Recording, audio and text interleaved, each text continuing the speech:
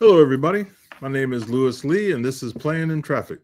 We do this every Thursday night, 9 o'clock Eastern Time, and we do it live on Facebook and YouTube. So if you want to talk about any kind of car stuff, this is the place to be. I had the fellows jump in a little bit, and that's what we're going to do, talk about car stuff, the real stuff. So I want to start off with a couple announcements. Nopi Car Show will be in September. You can go to nopi.com and check out their information. They're coming back real strong, and it's going to be pretty big like it used to be back in the day. It went away for a couple of years, but it's coming back. My man Sam is running the show, so he's going to be bringing it back. So go to the website and check it out, nopi.com. All right, let's see what the fellas are talking about. We'll get them in. Hey Brian. Luke, what's up? How you doing? Good. Hey, so Joey's been hiding from us. How you feeling, Joe? I am excited to be at home. This is my first appearance post-hospital. Good. I was released a week ago, be tomorrow, after 11 days at Cleveland University Hospital. Oh, yeah? Yeah, it's a bad deal with my leg, my left leg. As some of you know, in 1997, I was electrocuted, and they had to take muscle from my left side and put it into my left leg in order to save my leg. Mm-hmm. Well, over the years, an infection got in there between those muscle grafts, which by the time they found it, it was measured 6 inches by 12 inches in size. The bad part was the infections, there was 3 pockets and they were sandwiched between the 2 muscle grafts. They had to be extra careful going in there to get that out and not damage those muscle grafts, because if they had damaged them, then those grafts would have failed, and then I would have been back at square one of doing a complete reconstruction of my leg in order to save it. Which takes, when it was done beginning in 97, the last surgery was January of 1999. That's how long it takes. And thankfully, because all these different teams in Cleveland were watching this closely, studying it very closely, involving a master surgeon, I guess you'd call him, from out of Cincinnati. Mm-hmm. He felt comfortable after going over everything that, he'd be able to get that all out and move forward, so. Great. Yeah, I was admitted on the 25th of March, got out of there on April 4th. Yeah. Well, we're glad to see you back, man. And, thank you. And anytime you're having problems, man, go to the chat and let us know what's going on, man. We can keep you in our prayers and stuff, Yeah, I didn't think about it. I had so much going on, and I had Bill from Edge of Eternity putting prayer requests out, and of course he was always in contact with me, though.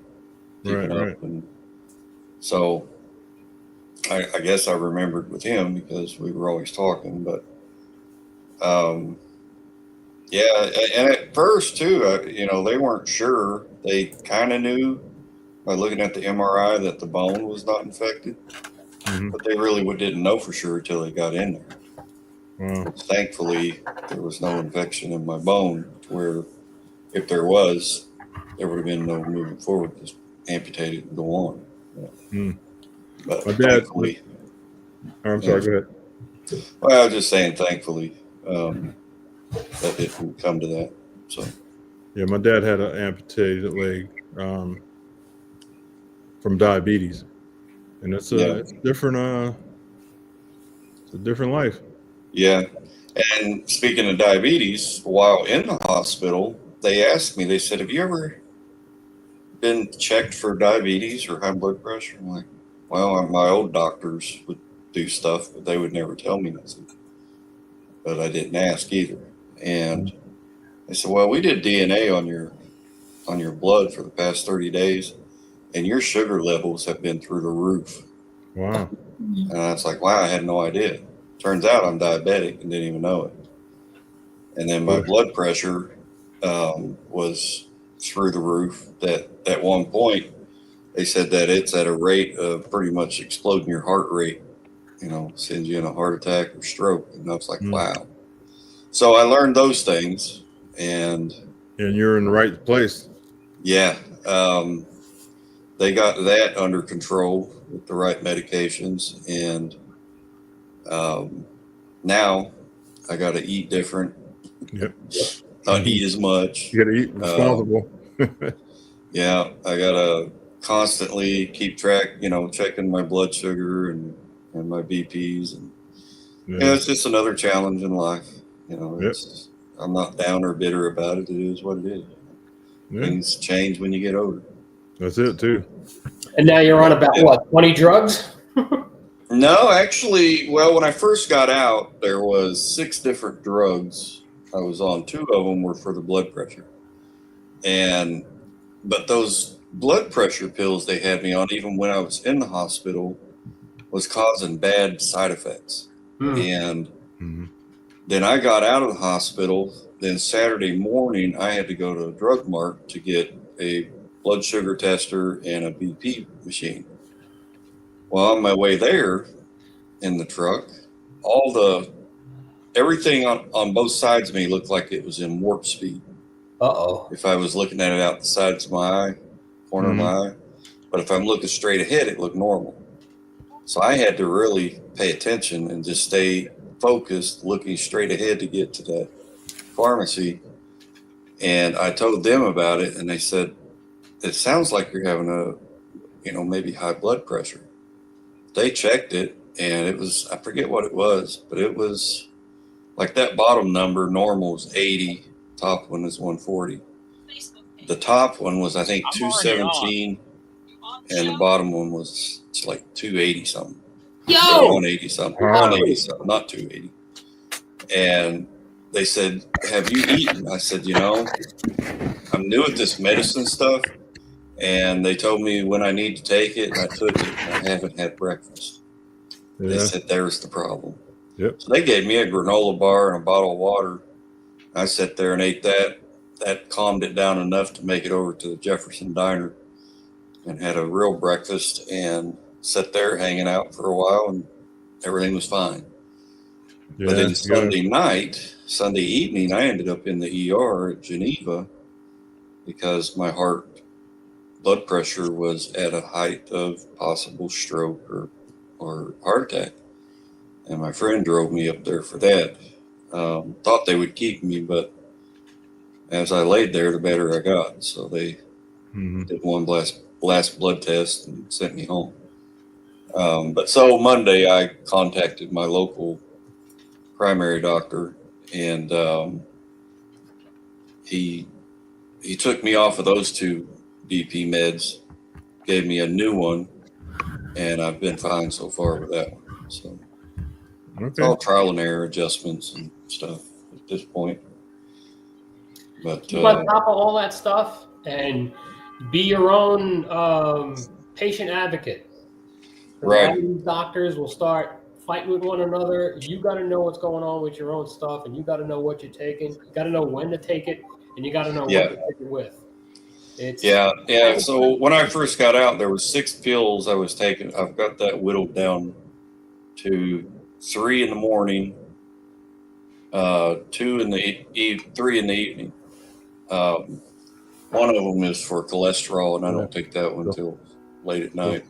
Watch that cholesterol shit.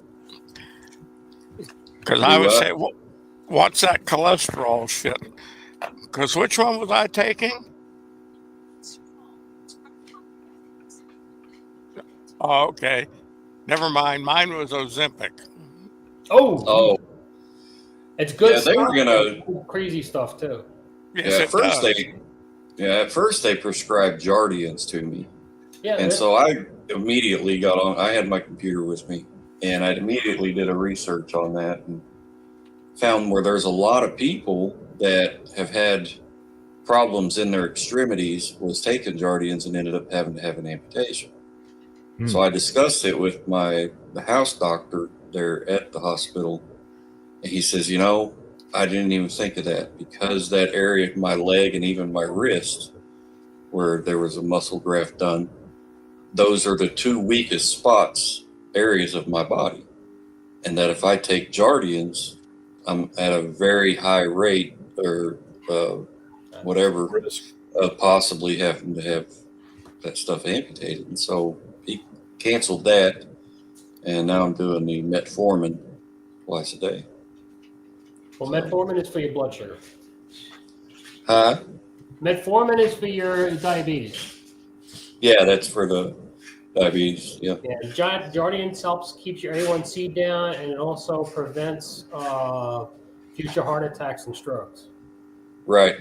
Yeah, and that's what they were looking at, but they just didn't think, be in that area. This is how the infection got there. It had to have come through in another way. And anytime an infection gets in your body, it will find the weakest spot in your body to set up home. And when they got all of that out and sent it to the labs, it took about 3 days for it to generate on that strain thing they do. And it was a cluster of different infections that they got out of my leg. It's crazy. And that was why they had to be very careful, or one of the reasons is because of that. It was something they've said it many times. It's something we've never seen, and they had to be careful. I'm glad they were. Excuse me. I'm glad they were. Yeah. Yeah.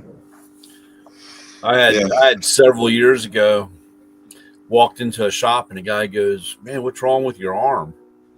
And I was like, "What are you talking about?" And I looked down and my arm had swollen up right in this area.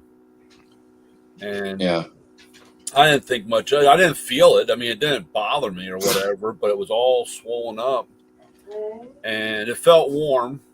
And I was like, well, let me just finish, let me finish today. And I'm going through and it was going down my arm. And it got to the point where my fingers were like that big around. Yeah. And I said, man, I got to go. So I went to the hospital, walked in, and they were like in panic mode, man. And, so they were pumping all kinds of stuff in me and couldn't really get anything. Of course, it started moving up, and I got past my elbow. Cool. They said, sorry, dude, if it takes the turn, you're in trouble. So we got to prepare for, taking your arm. And so, as everything's flashing through and going through and doing. So they're getting me ready, and I just said, please, whatever you do, just make sure you knock me out where I don't come to. I mean, I'm a big guy. I'm a freaking horse. Just knock me out. We should give you some extra juice. Yeah, I because, like I said, I've had issues before where with that type of stuff. So they said, don't worry. And it was kind of the funny part about the whole thing was, as they get me ready and they're knocking me out, I'm staring at the clock. And I'm like, I'm going to try to remember, because I asked them and they said it's a couple hours, blah, blah, blah, this and that. So I'm staring at the clock. I'm trying to remember the time. Of course, I'm out. And I come to in the exact same room looking at that clock. And I'm like, did I just doze off? And of course I could feel the anesthesia and all that stuff. And I'm trying to pick up my arm and I can't, And all of a sudden the nurse comes by and she goes, oh, hey, Blue Eyes, you're good news. We were able to save your arm. And I was lying, They took nice. And it was crazy. But it turned out what happened was I had gotten strep throat in my elbow. Really? Wow. That's what it was. Wow. So they figured that, I had a small cut that didn't heal, or I had a small cut on my elbow. Mm-hmm. And either I put my elbow down on a counter or rubbed and got in there. But that's basically what it was. Yeah. And it had grown in between the skin, and there's a membrane that like holds your, like if you took your skin off, it would hold your arm, muscles and all the tendons together, Yeah. So that was all eaten or gone. But they were able, but that was like, I don't know, 10 years ago or whatever. But Yeah. Joey's right though. If you get I have to be careful because I've had like 3 other episodes or 2 other where I've gotten an infection, and that's the first place it goes, and my arm starts to swell up. Oh, geez. Yeah. And Yeah. it's like it said, once it's in you, it's kind of in you. It's right. It's hard. Yeah, they constantly are checking my white blood cells, and so far it's been clear as far as infections. And since I've been taking, we tried out while I was in the hospital. They gave me 12 IV bags of different antibiotics just to see which one would do the job, attack that and kill it. Turned out it was amoxicillin that took care of it. So that's what I'm taking once or twice a day on that. But anyway, I wanted to say too, to Treetop Garage and Classic Car Revivals, or not Classic Car Revival, Metal Art Customs, which Treetop's in the chat. I'm trying to push some projects to them so that I'm not completely behind by the time fall gets back around. There's Metal Art Customs now. Where are they located? Metal Art Customs is in Sydney, Ohio, down around Dayton. And then Treetop Garage is just 2 doors down from me. Okay. Anyway, I've got some work needs to be done on my truck. The rear leaf spring shackle holders that go on the frame, and got 1 broken leaf spring and a broken shock mount. I need to get all that fixed. I've got everything here for it. So I'm hoping Treetop can do that. And then after that, the Metal Art Customs, that's Daryl, he will be getting the truck to do all the sheet metal on the cab. And I'm just going to buy new fenders, and the bed's coming off, and I'm going to custom build a flatbed this fall for it. And just kind of redo my truck a little bit.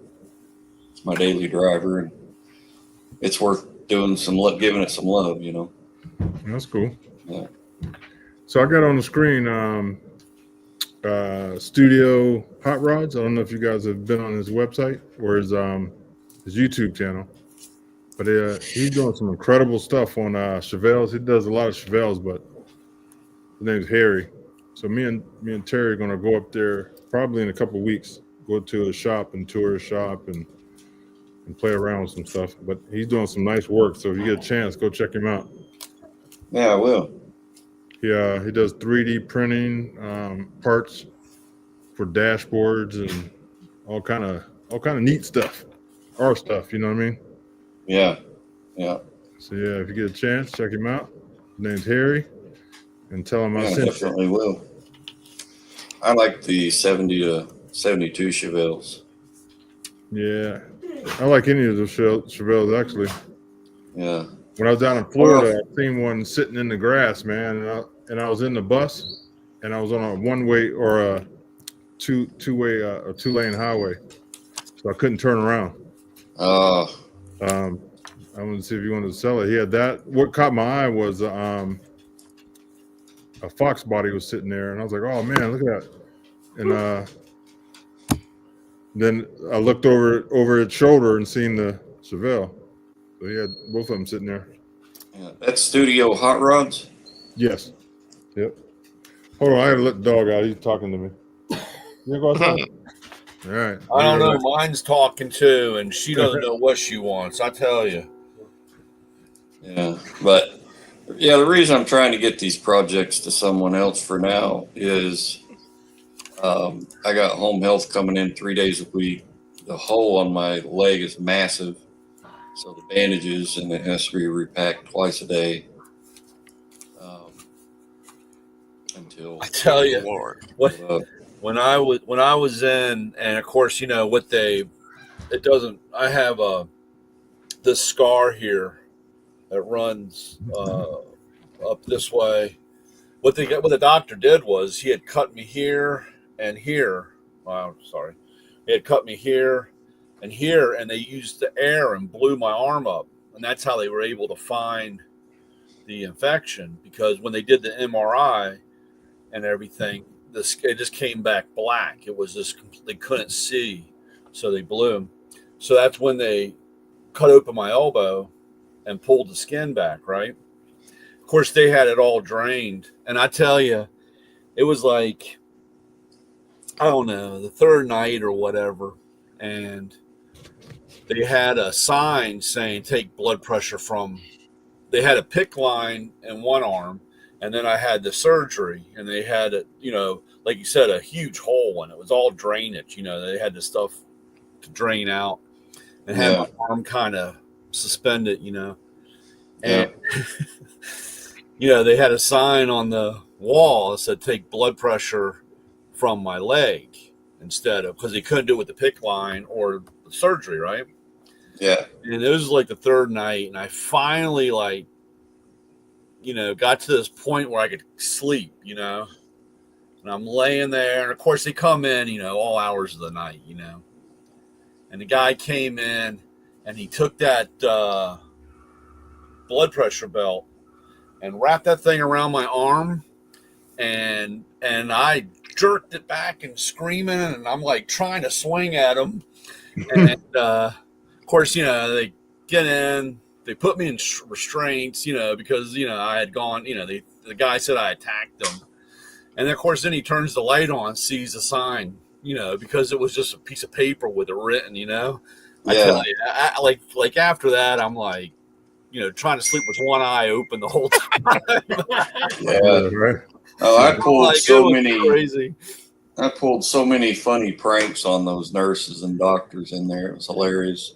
I get them every single time. Unfortunately, around here, they don't take nothing. Because like I said, when they told me, they said, you might be able to go home. And I was like, all right. And I had gotten up, gotten dressed, and I was sitting on the edge of the bed. And they were like, well, we got one more. I said, I'm going home today. And they said, you're not going home until the doctor. I said, I'm going home today. And so, of course, the one doctor had already left for the day, and they couldn't get in touch with him. So she came in and told me, you ain't going. And we had a few words, and I was strapped back down, and I was on suicide watch after that. They don't mess around down here. Wow. Yeah, I wasn't on suicide watch. I was on prank watch. I tell you. I always carry a lot of, like when we went and did the Raise the Roof event, I had my bag full of Halloween stuff, like my Batman mask, my Elmo that was kidnapped. I also had a Halloween prosthetic arm. And I had all that with me. I thought, screw it, I'm going to throw that bag inside my suitcase. Because I knew on the 25th, on the 24th, they did the MRI. And called me, wanted me to go that day. I said, well, I got to make arrangements for my dog and other things. So let's get stuff together. And at that time, I was going to be in there maybe 3 or 4 days and then be released. But anyway, I threw that bag of Halloween stuff in with my clothes and everything. They didn't know that. But I went up to, this was at the Cleveland Hospital, I went up to the nurse station. And I said, I've come up here. They told me I could get a COVID shot here. Can you do it in this arm? And I laid that Halloween arm up on their counter. They're like, oh, my God, grabbing their hearts. It was hilarious. And then this one nurse, her job is every patient there, she has to check their people's skin, to make sure, I guess, things are healing right or something. But she came to my door. My daily nurse was in there with me, and she says, I need to check your skin, Mr. Collins. I said, hey, I'm still white. We were trying for black, but it didn't work out. She started busting laughing, forgot why she was there, and left. All right, guys, I'm gonna show you. This what this guy's producing real quick. This is a center console for a Chevelle, and he has the factory one, or he added cup holders. So he also has that stereo. This head unit will now run the remote amp and speaker in the back of the car, and it's not for sale yet. I am going to make these for sale because I'm going to couple it with the speakers and the amplifier and the boom box in the back, but that's a later date. For now, I'm just building them for my customers. Can you hear him talk? This one right here is a completely assembled, brand new whole thing. If you want it, you got stick shift or an automatic. I've got them made, done, and they're beautiful. Let me show you real quick, just real fast, what it takes to actually make one of those. This is how it works. I buy these brand new plates, right? And then we chuck them up in the mill and we cut them. In the meanwhile, I got my 3D printers running. Let me show you what that looks like. A lot of components that actually go into the cup holder. I know it doesn't sound that sophisticated, but it actually takes a lot of thought, and you got to build the things piece by piece. This is a 3D printer, and these basically come out of here. They hold the stainless steel cups, lighted or non-lighted, right? And you would think we're done at that point in time, but we're actually not. What we do is we actually put them together in here, and that's the 3D printed part below it. That's the cup. But then we actually print what I call light shades or lamp shades. Open sesame. We slide these bad boys into the lighted cup area because I want to be able to dim the lights. You don't want to be like, having the really bright lights. So every detail of what it takes to actually make this thing unique and creative and different is pretty much what we're going to do. Let's go put the final unit in my mock-up Grey Ghost Chevelle and just see how she looks, make sure it fits under the dash, final, and then we're going to get rolling on to something else. Kind of cool. Okay, guys, we're really close. What I've learned is setting this in here, it has to come down farther because our tunnel is a little bit wider. So it's not quite sitting down all the way, and I kind of knew that was going to happen anyway. We'll give you a little prop on what he's doing. That's genius. Those are nice. Dang. I love talent like that. That's he's pretty tough. And he has a heck of a shop, man. Hey, Ray. Hey, boys. How's it going? How'd you make out? Okay. Pretty good. Got a couple holes. Got a few shoulder shots. Yeah, actually, they weren't all mine. I grabbed one of those used targets out of the garbage because I like the way I'm too cheap to buy those expensive ones. Yeah. Forgot to shoot my buddy's Glock, his brand new 19 MOS. Yeah. Very nice. And my other buddy bought the Bodyguard 380, the same one I have, but he kept getting slide bites. He was bleeding all over the place. It was. It'll gush you. Choke up. You can't put your hand up there. So. Yeah. You got to put your hand where the instructor tells you to put your hand. And I told him twice, and as his instructor, he didn't listen. But I told him, I bought a little Hogue rubber sleeve. I like that on all the small guns. And I said, it doesn't fill the whole butt of the gun, but when you slide it all the way up, it goes into the ducktail, and you can actually get 2 fingers over the one rib that's there. And you can have 3 fingers on a smaller gun. Mm-hmm. And I said, you may want to invest in one of them because it locates your hand and you really can't slide it. So, but he's new to it, so. He knows now, huh? He knows now, yeah, for sure. It's amazing how much you bleed from that little part of your hand. The first time it wasn't too bad, and then like the second time he was like, I got to go get a Band-Aid or something. I'm like, hey, you better go see somebody. Yeah. But, so last Thursday, I was watching while in the hospital bed the whole show, and it broke my heart because I'd always wanted to meet Cherry. I just always thought she was one of the coolest people from that overhauling show. Her and that bald dude, that they were always hanging out together on the show. Yeah, she'll be back on. She'll be back on. Yeah. Well, I got to get her. So, yeah. I got to get her contact info. I want to get her contact info for you because I like to get her on the radio show one of these days too. Yeah, and I thought it was amazing that she's in politics now. She's a senator. Yeah. I love politics myself, And, you know, just hearing her talk about the bills and different things that she's doing, you can tell she knows what she's talking about, what she's doing. And I think it's great, especially for the car community. Yeah. My trouble is I don't like politics because I don't like people telling me one thing and doing another. I want you to be honest with you. Oh, yeah. But the trouble is most politicians, if they're honest, can't get elected. Right. That's right. Well, and now the problem I'm having is with everything that's going on, like I want to buy a Tesla, you know, and I don't even want a freaking EV, but I want to go buy one just because, and I find myself in these conversations with people about what Trump is doing, and I say, listen, guys, I don't have any more skin in the game than anybody else. I'm not a millionaire. I'm not moving and shaking. I said, let the guy do his thing.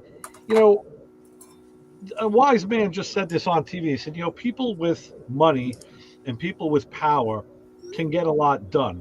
And people that have money and power are the ones that really get, and now he's got both. Yeah. And, you know, my personal view is I think he's doing it for the right reason.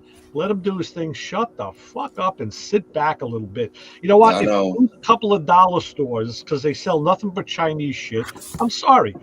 It's collateral damage. It has to happen. These people aren't, most of the people around here that are in dollar stores, they're probably not Americans anyway. So I don't give a fuck, you know? Right. Sorry. You know, and there's going to be some small businesses that are hurt. I hate to see that because I'm a big fan of small business. But if people can stick it out, it's going to get better. I believe. Ray, I'm going to tell you what the doctor said to me while I was in the hospital. Hey. Once we found out I have a blood pressure problem, they said, what you need to do is focus on removing anything or anyone from your life that causes your blood pressure to go up. So what are you and doing? My immediate thought was, I'm going to miss Arco, but I got to do what they're saying. So what are you doing here, Joey? I mean, you know that you're going to get, you know, if you say the wrong thing, you're catching a ton of shit. At least. Oh, I know. From me, you will. I know. I've gotten to the point now where I just sit back and laugh at them because they're losing their mind over tariffs and what Doge is doing. And I'm like, I think it's the greatest thing since sliced bread, you know, that things are getting cleaned up and we're finally going to start getting some fair trade deals from these other countries. And that's what he said. They've been raping us for years. And said, I'm not looking to do to them what they did to us. I'm just looking for a fair deal. When do you ever get that option in life? Most people are looking to take you rake you over the coals. A fair deal, I think that's brutally honest and brutally transparent. Yep. And yet everybody on the other side thinks he's up to something no good. Like what? He's telling you everything he's doing, you know? Yeah. And so has anybody seen the difference in auto parts or anything like that? Yet, but I tell you, we were just talking about this on the way back from the range, my buddy and I said, you know, a lot of the GM stuff that I buy, it comes out of Mexico or Canada. The valve cover I had to buy for my wife's Ecotech engine came out of Poland. Mm-hmm. So yeah, if that stuff can come back to this country, even if it's just to warehouse it, great. If it's to manufacture it, excellent. All for it. Now I know you don't just open a warehouse. A warehouse is easy, but you don't open a manufacturing plant overnight. It doesn't happen. So there's time involved, and if the government's going to subsidize businesses, which I think they will, you know, we may just get back on that track, and it may be a little worse. You know, listen, I don't think it's going to get too much worse than it's been. I mean, I was waiting for parts weeks, you know, for mundane run-of-the-mill parts. So that's pretty good. I've seen the difference in some pricing. I had to buy some solar equipment, and I had to rebuy some solar equipment, and the price went up from like this one unit I bought for $700. Now it's $1,000. Wow. And this is just because they started talking about tariffs. Wow. Is that USA products made in the USA? No. You know, everybody is everything solar comes from China. You can't get around it. Everything's reactionary. They knee jerk.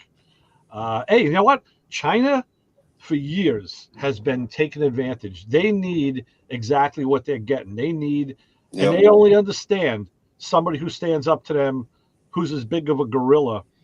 You know, it's like being in school and you get the bully.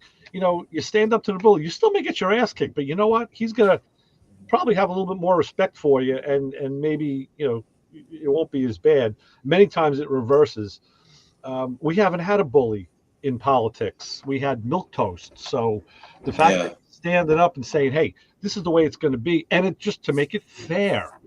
Except I think their tariff right now is up to 145%. I think. Yeah. I think it went up again. No, 140. Yeah, Daryl. To 140. Yeah. Okay. Yeah, Daryl there in the chat, he said his parts went up Fentanyl. like 15% since all this, but I don't think he's sweating it because, I mean, his supplier's in the USA, so there's that cost saved as far as shipping. Well, stuff, it doesn't matter if it's made in the USA. Everything's still going to go up because the stuff they use in the USA is they get from foreign products. So they still have that price. That's what I'm dealing with now. For the last 2 weeks, it's been absolutely insane here because of that. And you know, all these manufacturers and all these suppliers are like on a hold. They don't want to ship anything out because they want the price increase. But they want to make sure they get it. But if they ship it out and then there's a price increase, they get caught with their pants down.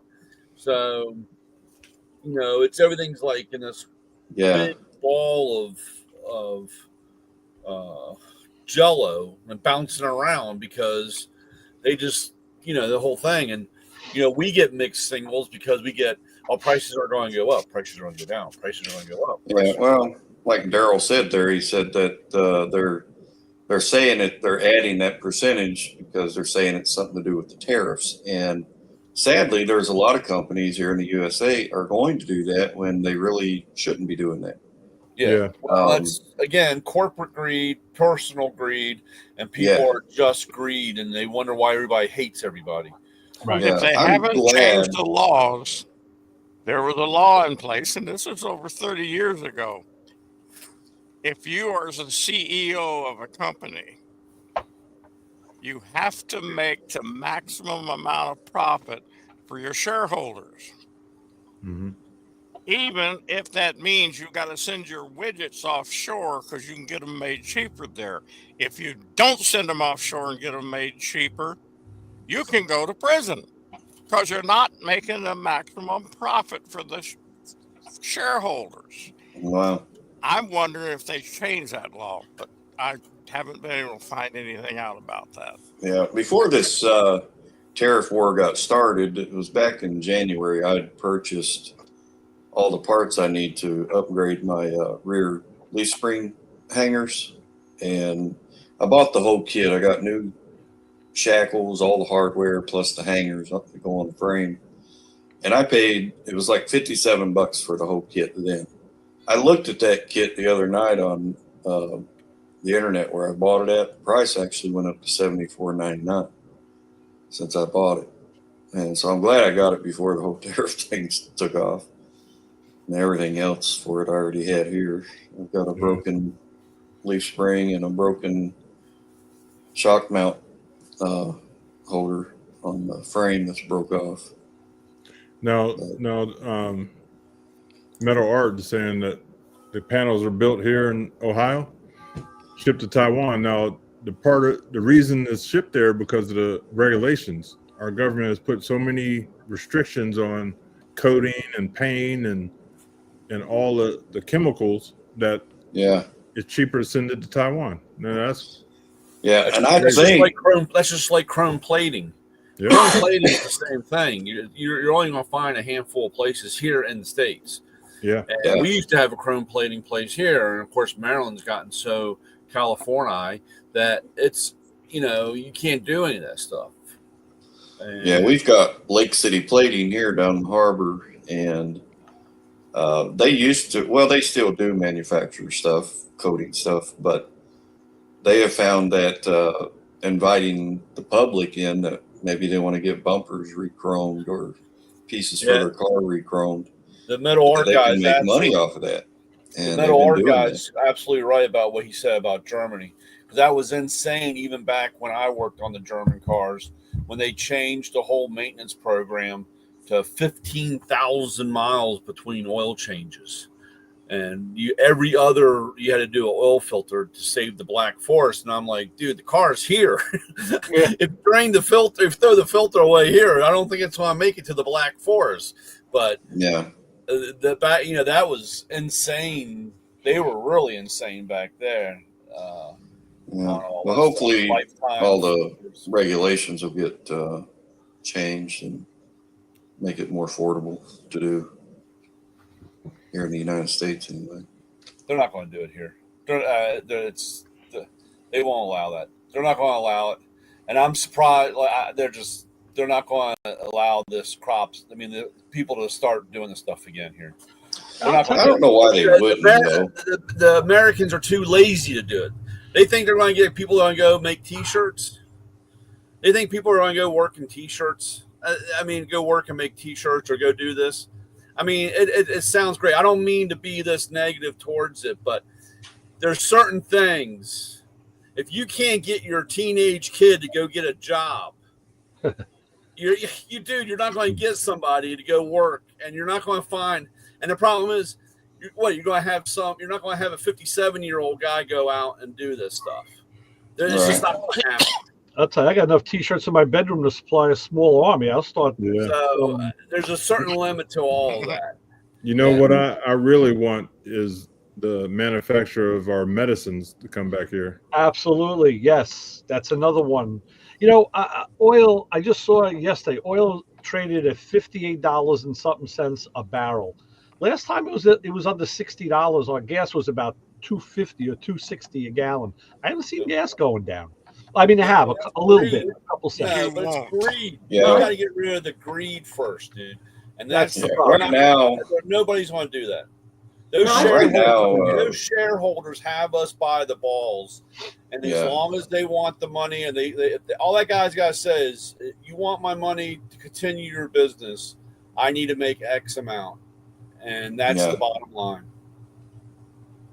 That's the bottom line. But right now, gas a gallon up here is like $2.99. It was today anyway. Got to pay $2.89.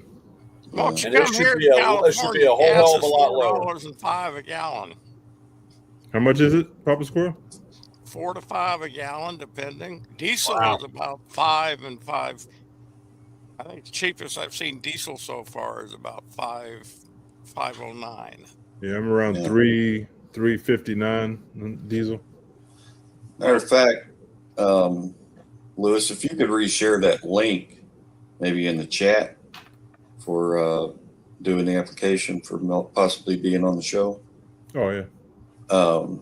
I'd like to see Daryl get on here. He's really knowledgeable, and he's got a full-blown body shop there in Sydney, Ohio.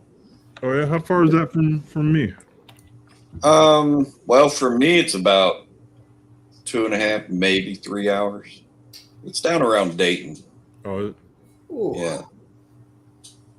He's right now doing a car that's named it Pandora, and it's a boat of a car. It's an old, what year is that, Daryl? 50-something, 60-something Impala. It's got that, like a bubble top on it. 61?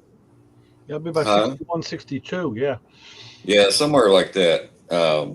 Huge panels, doors and hood and fenders and everything. It's all massive parts. But man, it's going to look sweet when it's done. It really is. He's doing that one for a friend of ours over here in Painesville named Adam. It's a 63 Biscayne.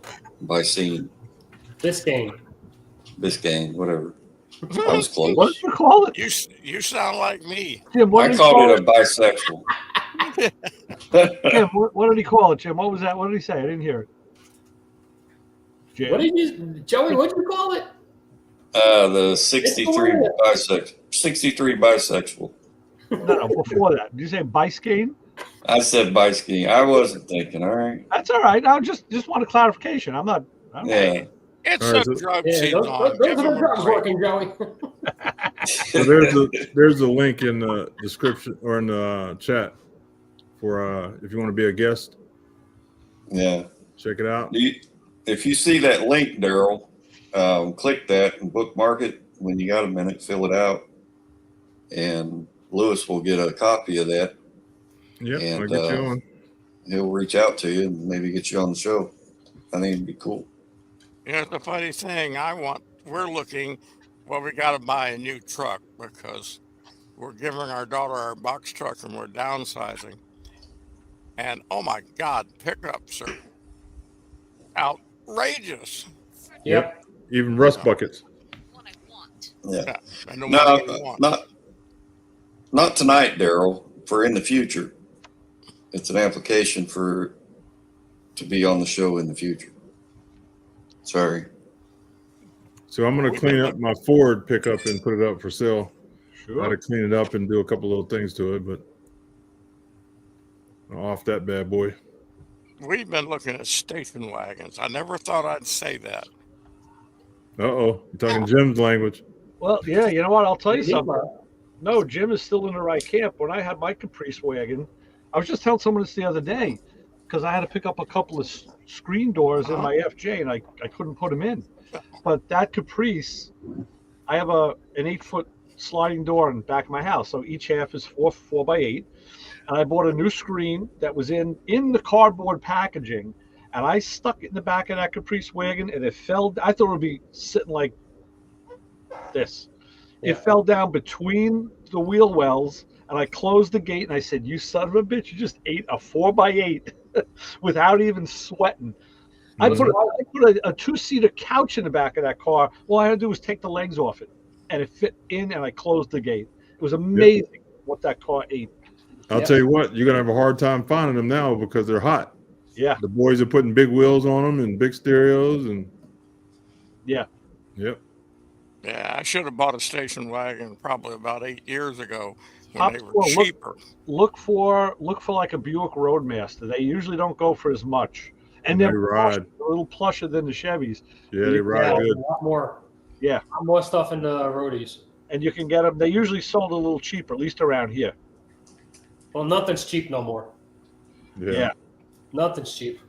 The Roadmaster rides really good, though. Oh, yeah. Rolling in class. Well, I know the old man had a 64 Pontiac Bonneville station wagon, and that son of a bitch was fast.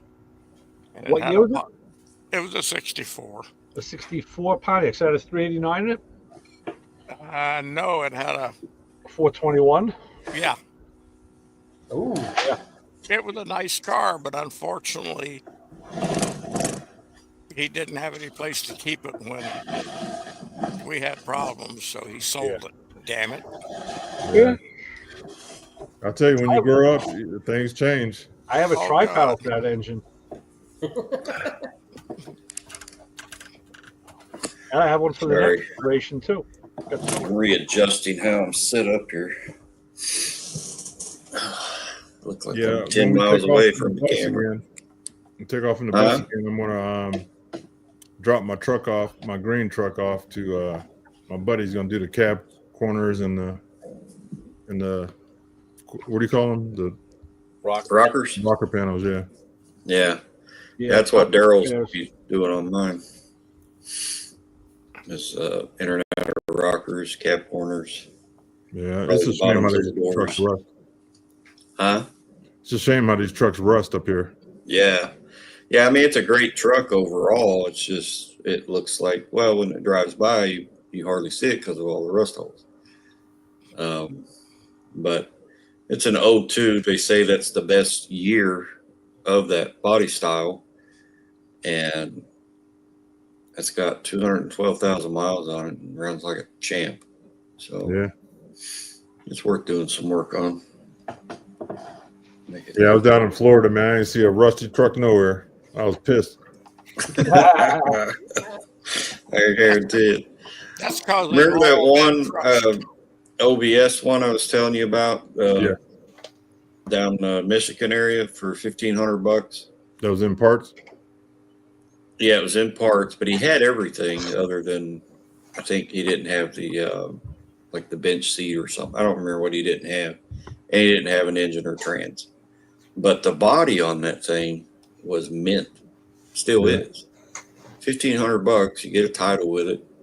Take it home, put it all together, find you a motor and tranny, bench seat, maybe some carpet, and enjoy it. I mean, it's beautiful, straight body out of Florida, which he has an engine there that he built, had it built, a 383 stroker that he'd let go with it for another, I think it was $2,500.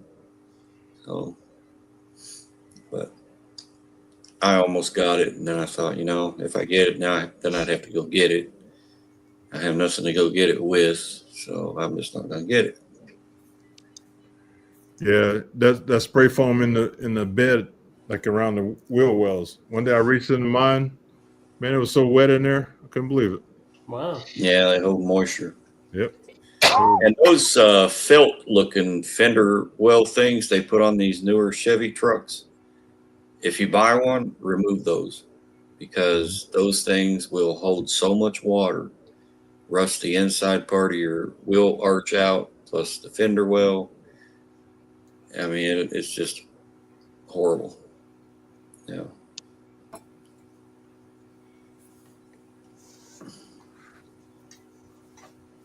$500 LS. He's selling one or has one? Got. I think he's talking about find one at a junkyard. Oh.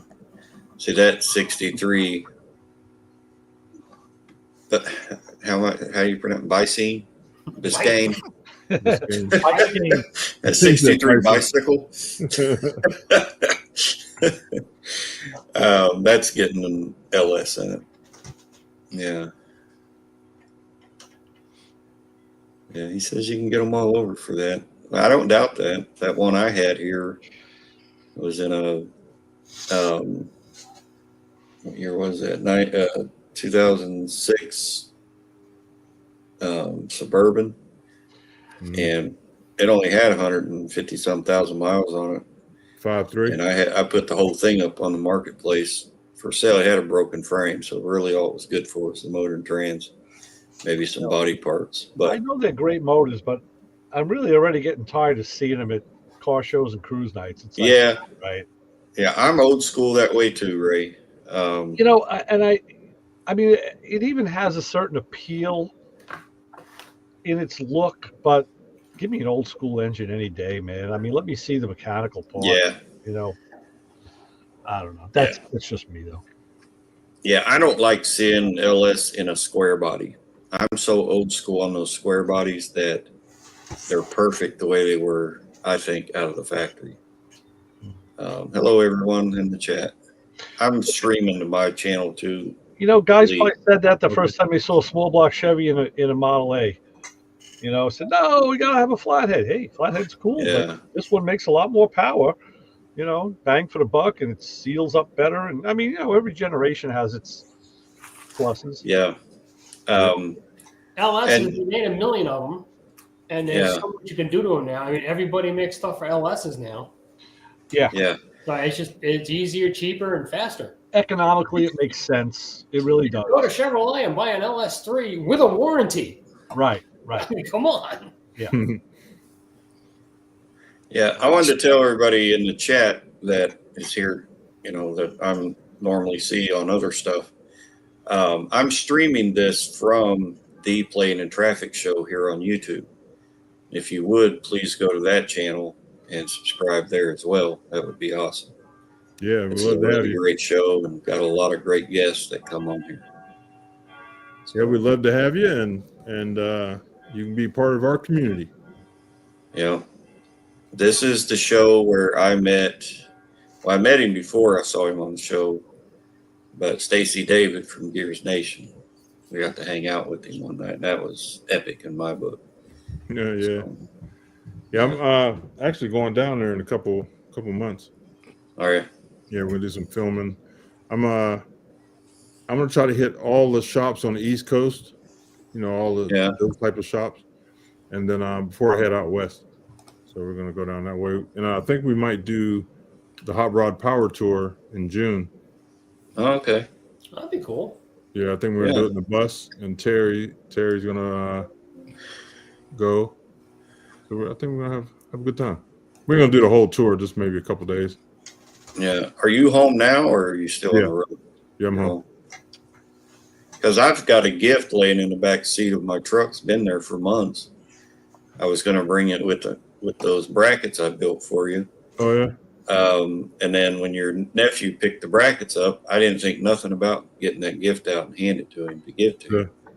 But it's something for your bus. Oh, okay. And I was watching all your videos, like when you were cooking food, and I was looking around to see if you already got one. I didn't see nothing, so I'm not even going to tell you what it is, but you're going to love it. It's all handmade out of an oak tree that fell down actually across the road here. Well, I know one thing Lewis Lee's going to need on his bus if he stays anywhere out in the deserts: ant bait and rat traps. Yeah. Papa Squirrel, you know what I would get if I was in the desert? We talked about this on this show. I'd buy those loads, those little snake bite loads with the little buckshot in them for the 357.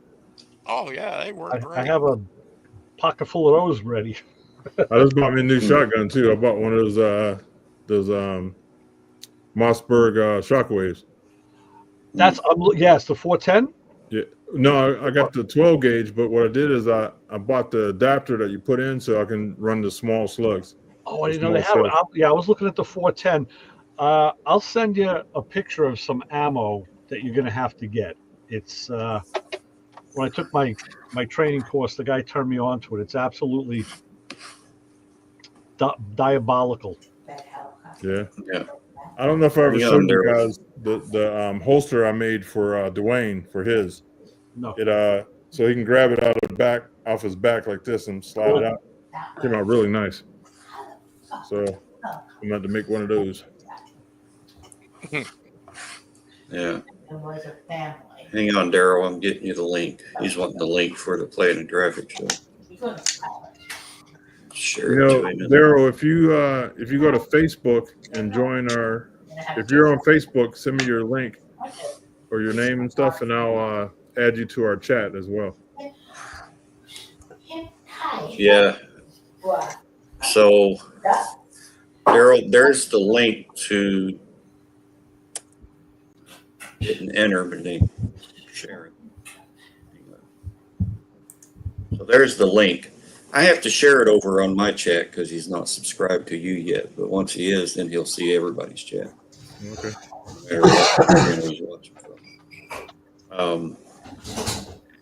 But he's after that show or that power, whatever it is you're going to be doing in June, I think. Yeah. Yeah. See, Daryl has a car show right after that. He's probably about, I think he said 2 hours from where that takes place at. Yeah, they're gonna end in somewhere in southern Ohio. I can't remember where it's at. Hold on, let me look it up. Yeah. It ends hold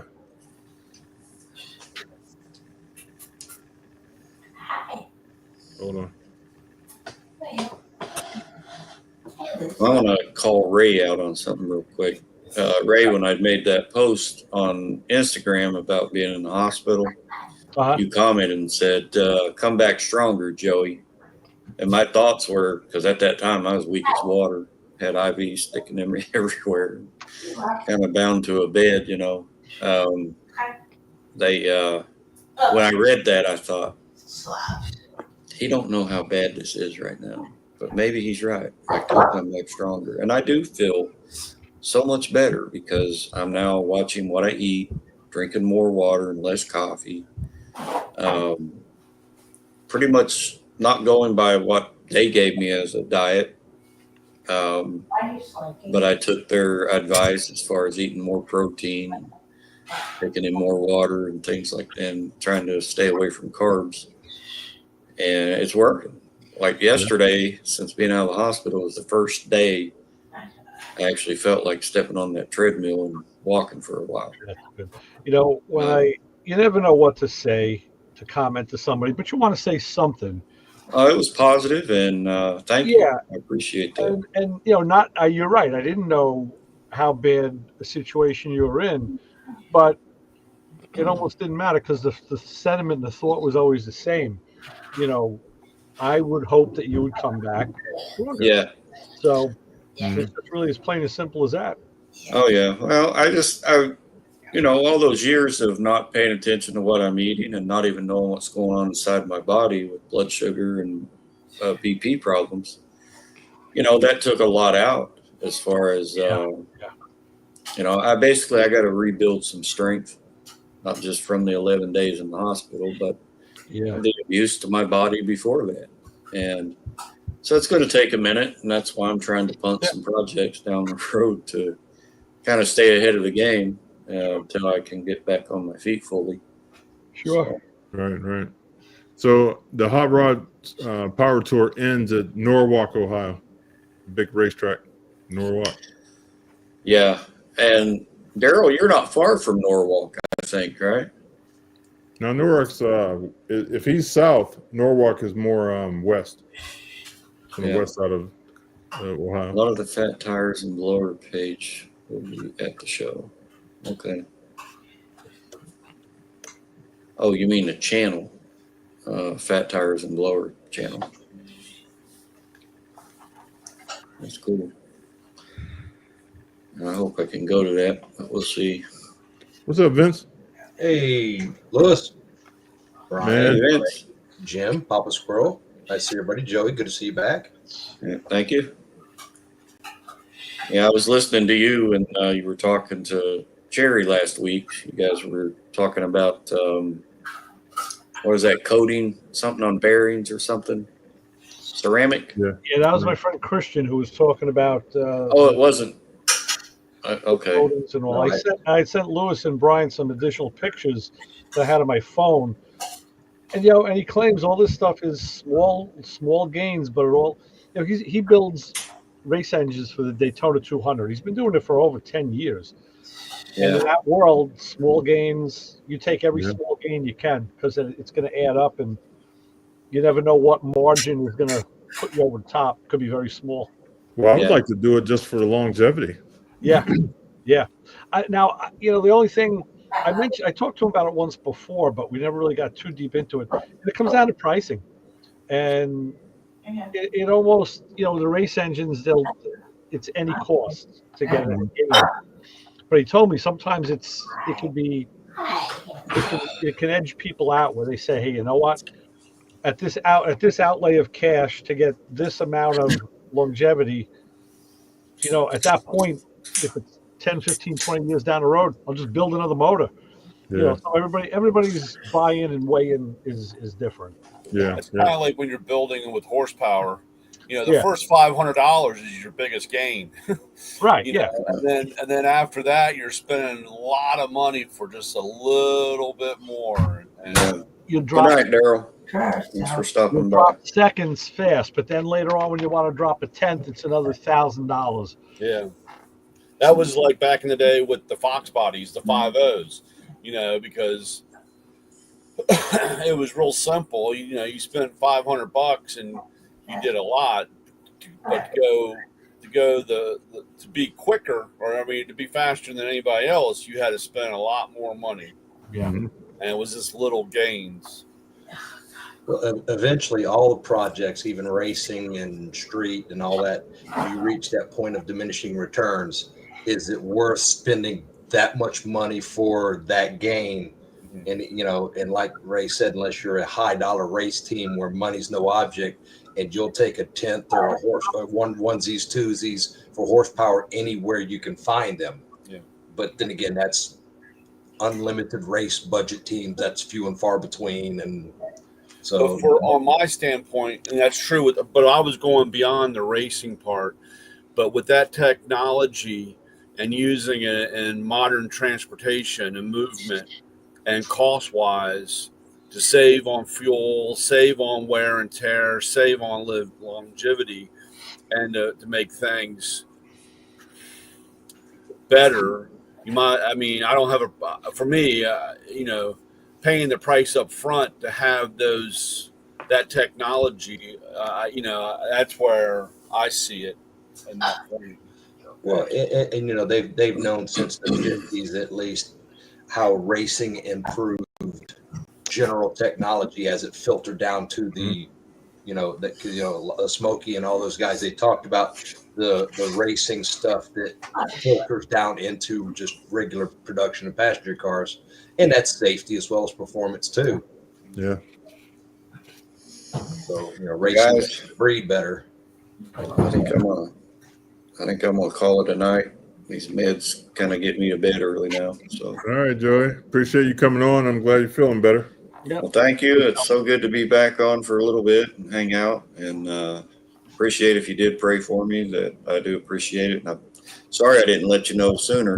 It just didn't cross my mind, I guess. But we got you know how it is. Family's always last to know. It's all right. I know. Hey, listen, I understand that more than anybody because I know my aunt was dead for 3 weeks before I knew about it. So first they step on your toes, then they step on your heart. It's all right. I understand. I have kids. Brian, I will not step on your heart. Okay. Yeah. That's big guy. It's all right. I may be big, but I still have one deep down inside. It's all right. I will fry it up and feed it to the fish, but I will never step on it. Yeah. Don't worry, they ain't gonna touch it. So. They'll come up floating. Later we'll see you. Take care, Joey. Good to see you. Yeah, thanks, guys. Y'all have a good night. And to everybody in the chat that's watching from my channel, it won't stop playing it once I leave. It won't. The live won't end until Ray or Lewis ends the live. So but all right, guys, have a good one. All right, we'll see you. Good night. So, Papa Squirrel, what did you say I need out there? I need mice traps and what? Rat trap, rodent traps, and ant bait. Ant bait and snake loads. Damn, those ants got into our truck, and oh my God, my wife was spraying everywhere. Are they red ants? That's terrible. They got into the engine compartment. They got into the doors, a frame. You know, I know Vince knows about this, but my niece down in Charleston, they get red ants and fire ants, and she said, "Man, they sat on a bunch of them at a picnic one time, and then they got in her car. I'm like, oh, it was like a summer of hell. I don't know what those little suckers are made out of, but apparently they're voracious. They're made out of venom." Yeah, the other thing they do, Ray, believe it or not, is they, for some reason, they're attracted to electricity. Really? Yes, sir. Oh, yeah. A fellow that worked with my dad for years and years, that was an HVAC guy. And we were talking one time because we needed his services. We had a compressor and an air conditioner die in the house. And we were talking with him, and he goes, "Man," he goes, "I can't tell you how many control boxes and fuse panels and stuff pulled out." And he says they're just ants have literally gotten in there and shorted stuff out because they literally get in the contacts and I mean, it's nuts. I have a friend in Florida who the same thing. He was working for the power company, and they would open, whenever they opened a box, it was like you had the new guy do it first of all. The new kid stood back because they knew what was going on. The boxes were packed with, I forget what they were packed with, but some kind of a living thing that was nasty. So, yeah, nutty. Ray, I'm going to get some of those shells tomorrow. They look pretty cool. Yeah, those are cool, right? Yeah, those are nice. I'm gonna get some of those. I'm gonna get some of the short ones too. I haven't bought any of those yet. It's from what he told me, it's like there's some flat concave discs and then balls, and the discs come out and tumble in all different directions. I think there's like 3 of those in each one, and the balls. And he said if the balls don't get you, the discs will. There's apparently they do a lot of damage. A lot of ripping. And out of a 410, which is going to be my next purchase. Actually, I've been looking at this, a PCC, one of the pistol cartridge carbines, the 9mm semi-auto. That's nice because I can use the handgun ammo. I got my eye on that, but that 410 is really kind of sweet, especially in a house. You know, it's like we're at the range tonight. My buddy brought his new bodyguard, and he brought his shotgun. And when he let off that shotgun with the slug, he was like, whoa, he stood back. And we all looked at him and said, yeah, imagine that in your house. Everybody's deaf. Really, I mean, we're wearing ear protection, and it was like you feel the percussion. That's the way my 300 blackout is. I start shooting that, man. The whole range is looking down like, what are you shooting? That happens when I shoot my 44 Magnum. The same thing. I fire that, and people think, was that a shotgun? No, man, it's a handgun. We were down in Yuma at a range, and my wife brought her Smith & Wesson 500 down there. And she'd already checked with the range master because you can't shoot those pistols in every range because they go through the background or backstop. She fired that pistol, and it was like a movie. All these people came out of their cubicles and were looking down like, what the hell is that? So we let a young Marine fire it. And he took up a shooting stance. Unfortunately, he took up the shooting stance that the military teaches you for shooting 9 mils. You can't do it with that. He pulled the trigger and bent over almost backwards. What is that stance, Papa Squirrel, that they teach for the 9 mil? The Weaver stance, straight ahead. Weaver, okay. And you can somewhat do that with the 500. He fired it, bent over backwards. Yeah. He kept his finger off the trigger. I had to give him credit for that because we've actually had people double fire that pistol. Wow. Because they don't hold it tight enough. And when you fire it, it will actually, by going back into your palm, it'll reset itself. So if you haven't turned the trigger loose, it's going to do it again. Wow. Yeah, you can't have your feet side by side. You have to have a foot forward, 1 foot back. Yes. And my wife asked him, said, do you want to shoot another one? And he goes, no, ma'am. So she goes up there and finishes the other 4 loads downrange. And he's looking at me like, you're married to that? Yeah, that's who's going to protect me, son. That's one of the games. It's kind of stupid, I guess, to do, but we're at the range, and I'll do that. I'll take my 44 mag, and it's a 6-inch barrel, so it's a biggie. It's good. And I'll put 3 special and then 3 Magnum loads in it. And I gave it to my buddy Kevin, and he shoots the 3 specials, and it's boom, boom, boom, and number 4 is boom. And he put the gun down and stood back. What the hell was that? I said, it must have been a hot load. I don't know. It must have been something, a little hot load. I said, you got 2 more. You might as well take your last 2. And they're like, okay. I said, take them single action. They'll cock it single action. It's boom. Again, he's like, motherfucker, what is because I don't want the last one. I'll tell him what it is. I'll tell him, that was the difference between specials and magnums. Well, have to change your name to Dirty Ray. Dirty Ray. What's that, Vince? I said we'll have to change your nickname to Dirty Ray instead of Dirty like Harry. I only do that at the range when it's in a controlled environment. We're not playing in the house with that stuff. So before I lost all my guns in a boating accident. Yeah, I hate when it happens. I had a 44. Yeah. And I got a 357 snub nose, and I hand that to my buddies all the time, and they shoot that and they hand it right back. It's like, here, man, this is day. That snub nose is a kicker. I will tell you what. I have an AMT Arcady machine and tool. I have the backup, a 380 and a 45, and that 45 deep prints in my hand. It is small, and I would always say that to last because your hand hurts. It's so small, and it's putting a big load through it. I mean, it only has like a 2 and change inch barrel. It's like a 357 will twist your wrist, man.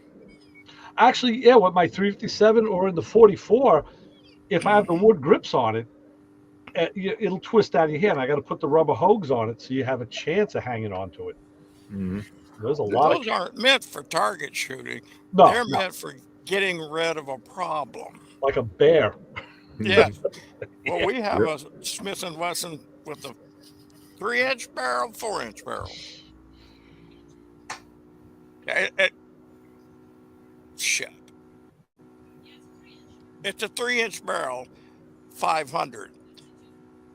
Wow. And if you,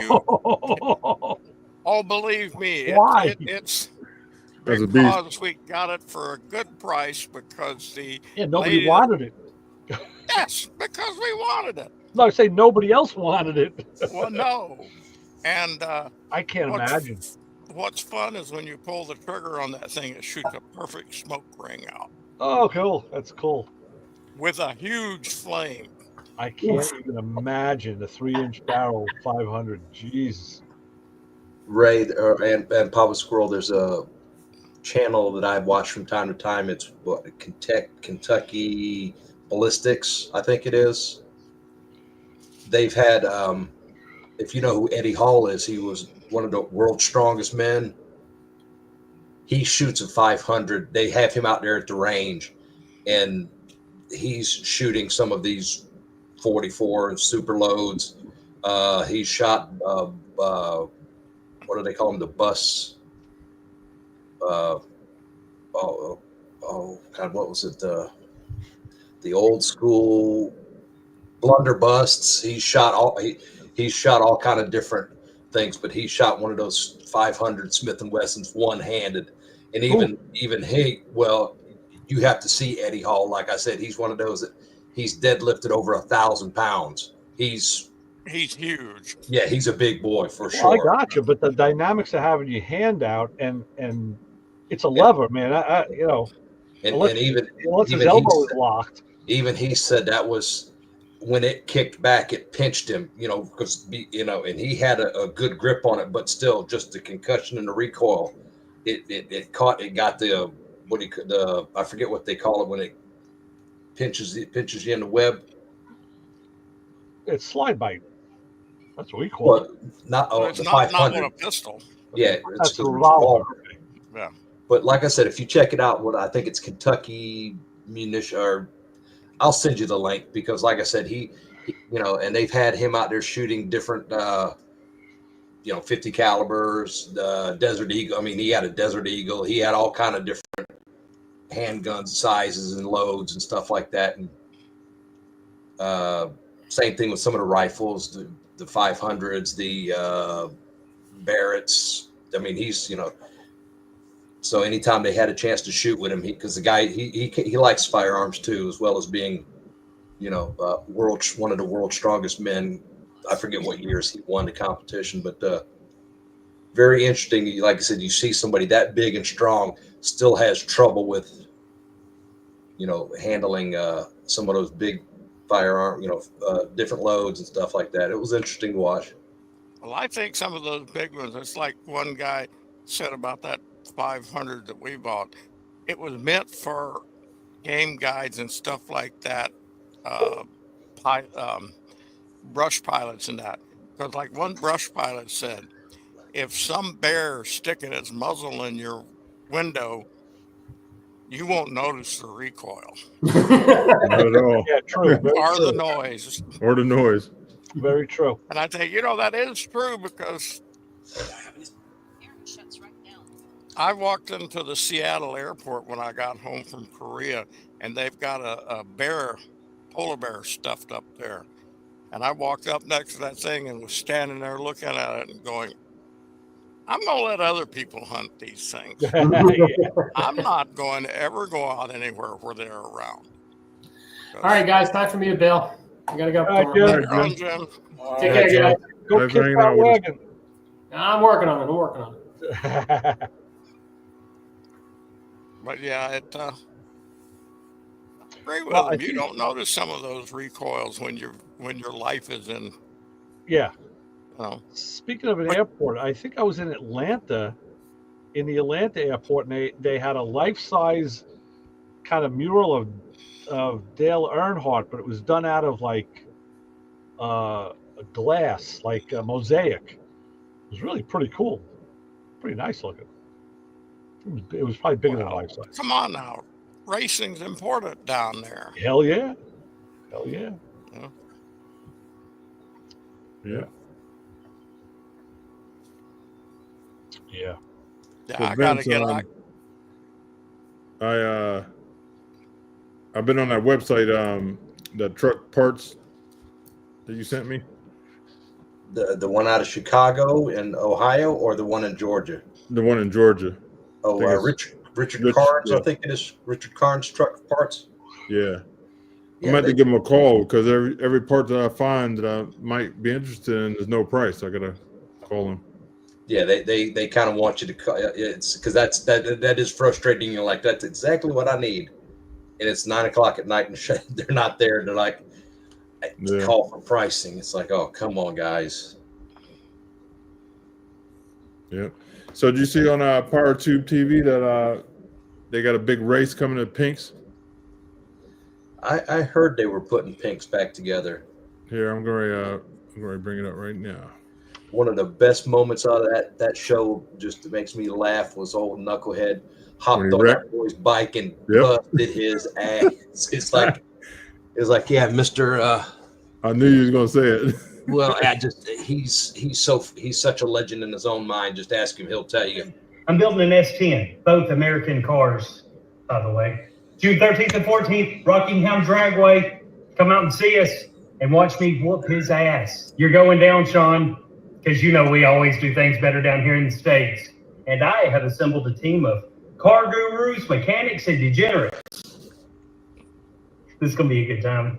I just went and watched the video. Sean, I hope you can build a race car better than you can upload a video. What in the hell is this? What are you trying to talk here? Listen, did you know that you about to get your ass whooped in Rockingham? Well, now you do. Can you guys hear it? Yeah. Oh, yeah. That dude's funny, man. Yeah. Yeah. Where's Rockingham at? North Carolina. Is it? Wait, what date did he say? I'm going to go down there. Ah, shoot. Nope. I'll be doing the hot rod. The power tour. Power tour. I'd be able to head down there after that, though. Huh. That might be cool. Yeah, so let me throw something shop-wise out at you guys. In my basement workroom and in my garage, I got some LED, 4-foot LED lights. I got them from Amazon. Got a case of 10 of them. And when I turn, when I put the radio on with FM with these lights, I have other LED lights that are fine. When I have these lights on and I have the radio on, I get interference, static. Yep. Are you in the same plug? Same plug as the radio? No. It's the frequency and the lights. You have to change your light bulbs. Well, I had the problem with the bathroom and Jenny's office. If I turn the lights on, she loses her headphones. It's an LED strip, so they're on. You can't change them. It's built. Yeah, it's the light. It's the light. It's the frequency and the light. It's the controller. Okay. And the only way you can do that is to replace the lights. Well, I'll tell you next week what happens, because I Googled it and I was looking for interference between LEDs and FM. And they said they kept coming up with these, what they call them, ceramic, or they said you gotta filter out the noise, which is what I figured.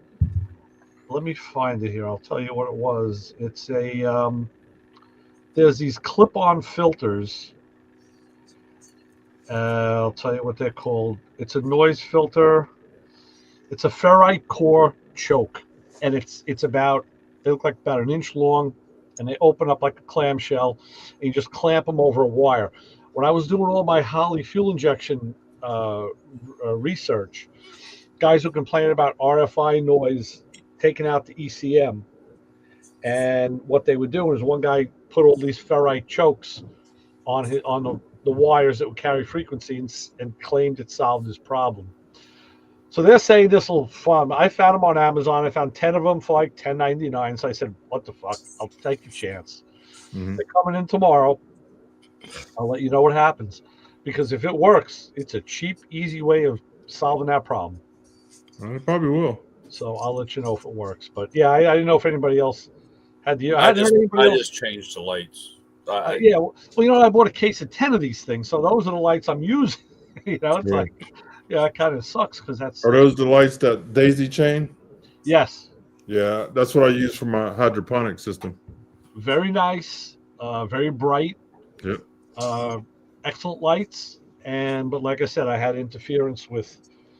I mean, I solved the problem in the basement halfway because I was on a line that might have been shared, and I put it on a different power source, a different power feed, and that cut it down by about half.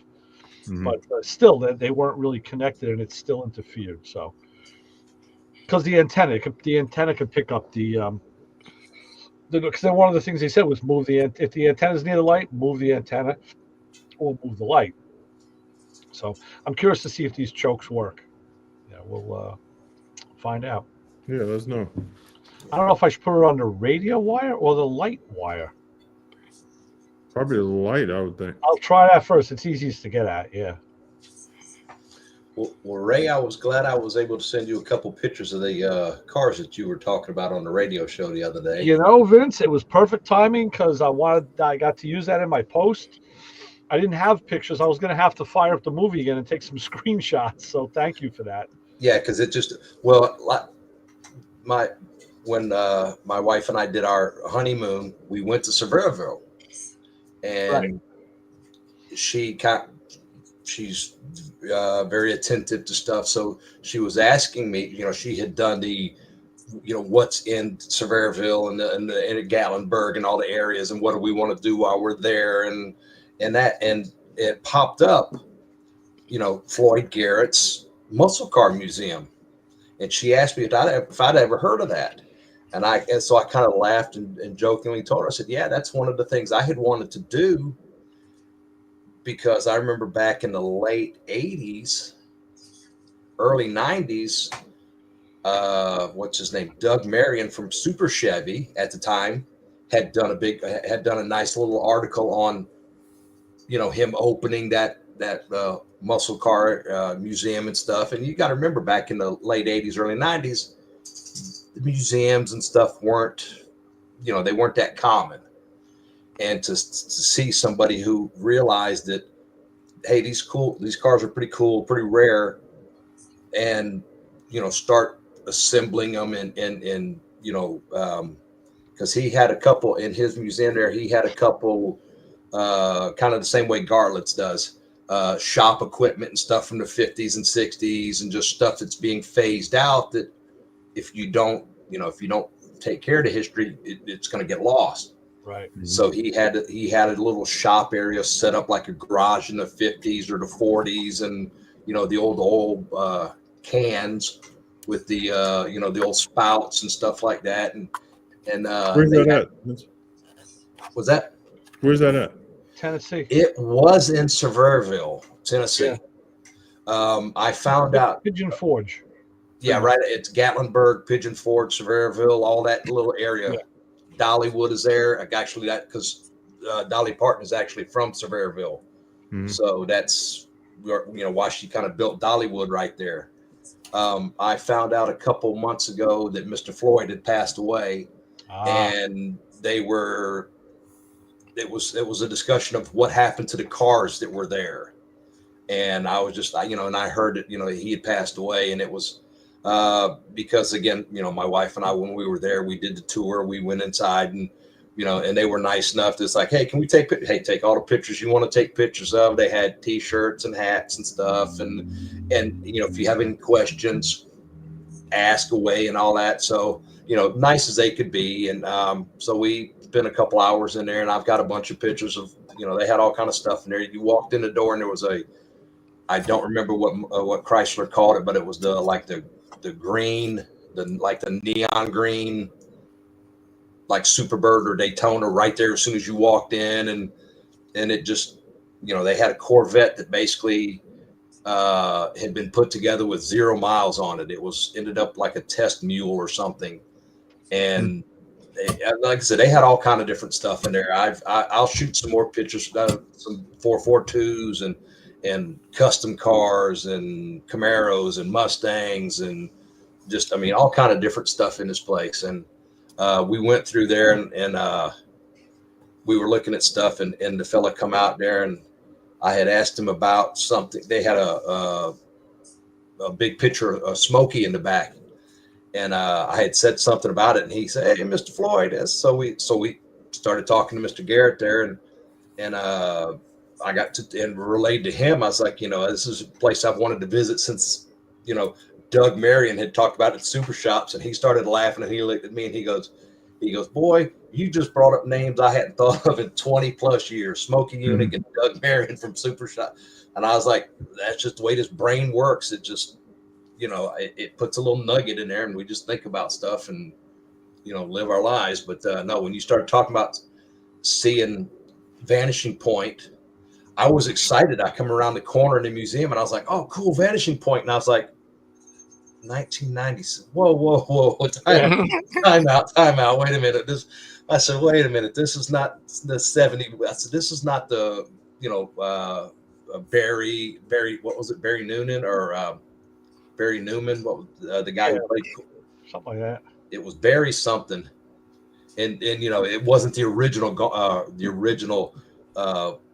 Vanishing Point. And I was just like, but I went, again, I took some pictures of it. They were nice cars. And then I saw the Stevens performance out of Alabama, and he's, they're real big in the Mopars and stuff like that. So I think they helped them put the cars together for the movie.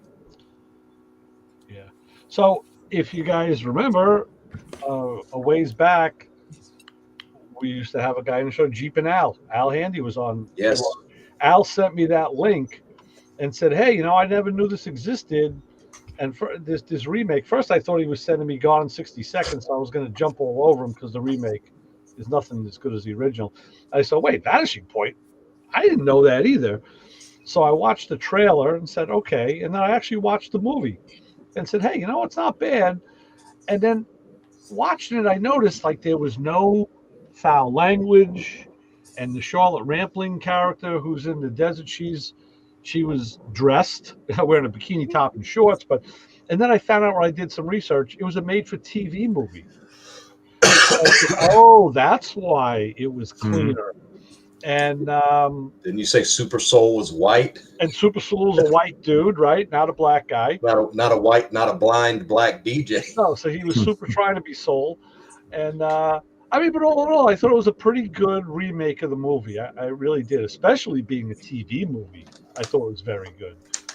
So, and the funny thing is, Vince, when I was down in Tennessee, where our hotel was and where the things were that we did, I came around that bend in that corner where that museum was like every day and kept saying, "Yeah, we're going to go in tomorrow," and never got in there and passed it every single day for 2 weeks. I know exactly where you're talking about because there was a Dunkin' Donuts was right as you were looking at it. The Dunkin' Donuts was to the left of Mr. Floyd's museum, and everybody always went around it to get to the Dunkin' Donuts. Yeah. But no, I know exactly where you're talking about. The direction we came from, there was a lot on the corner that had, I don't know if it was a gas station or I know the guy sold used cars, and he had a yellow FJ Cruiser sitting there at the time. And I looked at that yellow FJ every day. Said, "I got to go and look at that FJ." Never did. And wanted to go to the museum, but yeah, do it tomorrow. We'll do it tomorrow. Always something else tomorrow.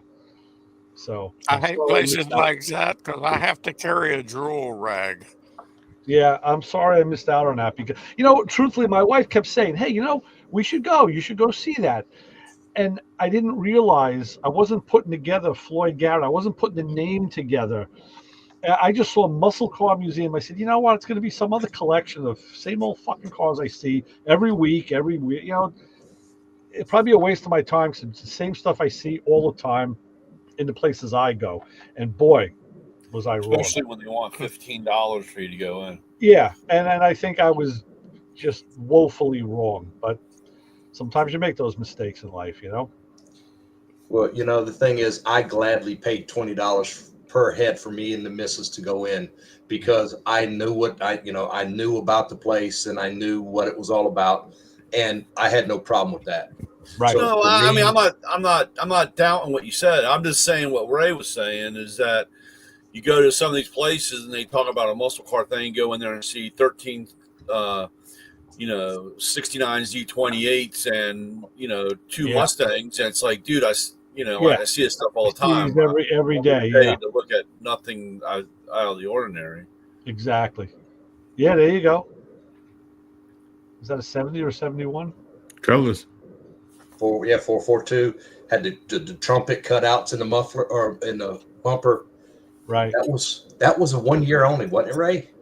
No. I know it was like I said, 70 or 71. Yeah, that was. I know the one that I worked on at the shop was a 71. He had the trumpets. That was kind of an Oldsmobile thing. I don't know if it was an option, to tell you the truth. I think it was. I think that was like a W30 or 442 option. The standard Cutlasses didn't get that. Well, yeah, this was a 442. And I know the guy had a set on there, and he was adamant that he wanted them, even though I took the exhaust off, he wanted them changed over onto the new exhaust. So we did. Hey, guys, I got to jump ship. All right, Lewis. My bedtime. So I'm going to go ahead and close this out. Close this out. Let's see here. Where's my face? Okay, everybody. I appreciate everybody that was in the chat on YouTube and Facebook Live. Please tell all your friends that we do this every Thursday night. And we talk about anything that you can put gas in. Talk about cars, boats, trucks, whatever. So we will see you next week at 9 o'clock Eastern time. Please share, like, and subscribe.